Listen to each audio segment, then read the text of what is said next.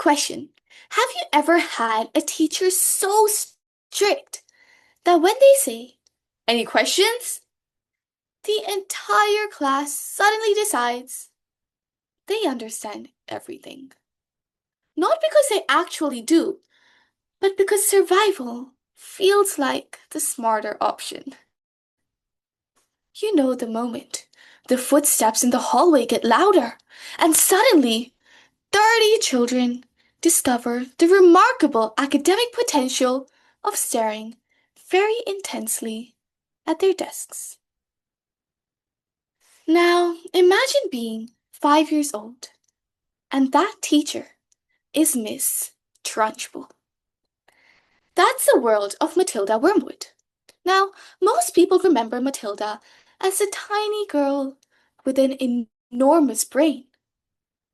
But what makes her extraordinary isn't just intelligence, it's courage. And that's why I chose this passage. Because when the world expects her to stay small, she refuses to back down. Matilda by Roald Dahl. In the interval, Miss Honey left the classroom. Normally, Miss Honey was terrified of the headmistress and kept well away from her. But at this moment, she felt ready to take on anybody. She knocked on the door of the dreaded private study. "Enter!" boomed the deep and dangerous voice of Miss Trunchbull. Miss Honey went in. Now, most head teachers are chosen because they're kind. How Miss Trunchbull ever got her present job was a deep mystery. She was above all formidable female, bloodthirsty follower of the staghounds, than the headmistress of a nice school for children. When Miss Honey entered the study, Miss Trunchbull was standing beside her huge desk with a look of scowling impatience on her face. "Yes, Miss Honey," she said. "What is it you want? You're looking very flushed and flustered this morning. What's the matter with you? Have those little stinkers been flicking spitballs at you?" "No, headmistress, nothing like that," said Miss Honey. "Well, what is it then? Get on with it. I'm a busy woman." There's a little girl in my class called Matilda Wormwood." "Oh, that's the daughter of the man who owns Wormwood Motors in the village," Miss Trunchbull barked. She hardly ever spoke in a normal voice. "An excellent person, Wormwood. He told me the daughter was a bad lot, though. Haven't met the little brat yet, but she'll know about it when I do. Her father said she's a real wart." "Oh, no, headmistress, that can't be right," cried Miss Honey. "Oh, yes, Miss Honey, it darn well is right. Nasty, dirty things, little girls are. I have discovered, Miss Honey, during my long career as a teacher, that a bad girl is far more a dangerous creature than a bad boy. What's more, they're much harder to squash." "Glad I never was one." "Oh, but you must have been a little girl once, Miss Honey. Headmistress, surely you were." "Not for long anyways," Miss Trunchbull barked, grinning. "I became a woman very quickly." "She's completely off her rocker," Miss Honey told herself. "She's barmy as a bedbug." Miss Honey stood resolutely before the headmistress.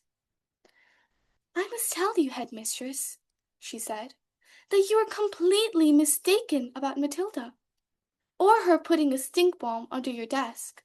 "I am never mistaken, Miss Honey." "But, headmistress, the child only arrived in school this morning." "Don't argue with me, for heaven's sake, woman. Now what is it you want, Miss Honey?" I came to talk to you about Matilda.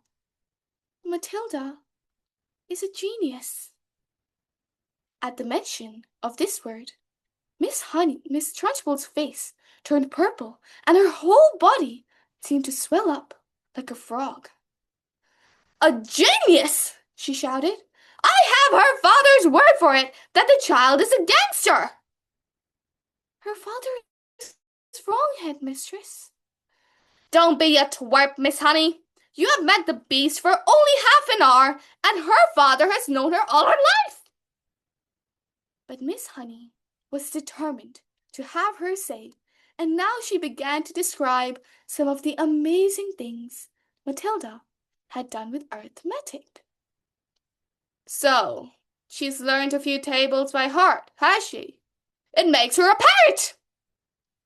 "In my opinion," Miss Honey said, "Matilda should be taken out of my form and be placed immediately in the top form with the 11-year-olds. "Ha!" snorted Miss Trunchbull. "So you want to unload her to Miss Plimsoll, where she'll cause even more chaos?"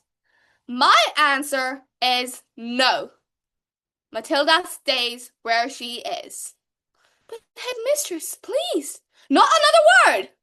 I can see right through your plot, madame. I'm not having a little 5-year-old brigand sitting with the senior girls in the top form." Miss Honey stood there helpless before this redneck giant. There was a lot more she would have liked to have said, but she knew it was useless. "Very well, then. It's up to you, headmistress." "You're darn right it's up to me," Miss Trunchbull bellowed. "I wish to heavens I was still allowed to use the birchen belt. I'd have roasted Matilda's bottom for her so she couldn't sit down for a month." Miss Honey turned and walked out of the study, feeling depressed, but by no means defeated. "I am going to do something about this child," she told herself. And that is exactly what she did the very next day. Thank you.